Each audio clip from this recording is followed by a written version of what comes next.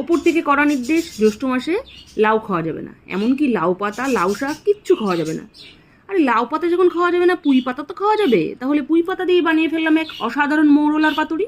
প্রথমে বাজার থেকে ফ্রেশ দেখে মৌরলা মাছ এনে কেটে ভালো করে ধুয়ে নুন হলুদ মাখিয়ে নিলাম। এদিকে শিলে কালো সর্ষে, পেঁয়াজ, কাঁচা লঙ্কাকে আলাদা আলাদাভাবে বেশ মিহি করে বেটে নিলাম। হলো, এবার নুন হলুদ মাখানো মোরলা মাছগুলোকে একটা প্লেটের মধ্যে নিয়ে একে একে সর্ষে বাটা, কাঁচা লঙ্কা বাটা আর পেঁয়াজ বাটা, নুন আর সামান্য হলুদ দিয়ে বেশ খানিকটা সর্ষের তেল দিয়ে ভালোভাবে মেখে নিলাম। নুন আর হলুদ আমি সামান্য দিয়েছি, কারণ নুন হলুদটা আগে মাছের সঙ্গে কিন্তু মাখানো আছে। এবার একটা করে পুঁই পাতা নিয়ে পেছনে মোটা অংশটাকে কেটে বাদ দিয়ে দিলাম, এতে পাতাটাকে মুড়তে সুবিধা হবে। এবার একটা করে পুঁই পাতা নিয়ে মশলা মাখানো মাছ পরপর দিয়ে পাতাটাকে মুড়ে টুথপিক দিয়ে দুপাশ গেঁথে সব কটাকে রেডি করে নিলাম। এবার প্যানে তেল গরম করে রেডি করা পুঁই পাতা পরপর দিয়ে চাপা ঢাকা দিয়ে দিলাম।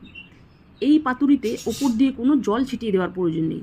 এই পুঁই পাতা থেকে যা জল বেরোবে তাতেই পুরো রান্নাটা হবে আর মাছগুলো সেদ্ধ হয়ে যাবে। কিছুক্ষণ পর ঢাকনা খুলে উল্টে পাল্টে লাল করে ভেজে নিলেই রেডি পুঁই পাতায় মোরলা পাতুরি। এরপর দুপুরবেলা গরম গরম ভাতের সাথে এরকম একটা পাতুরি নিয়ে, সত্যি কথা বলছি, বুঝতেই পারবেন না লাউ পাতা দিয়ে বানানো হয়েছে না পুঁই পাতা দিয়ে।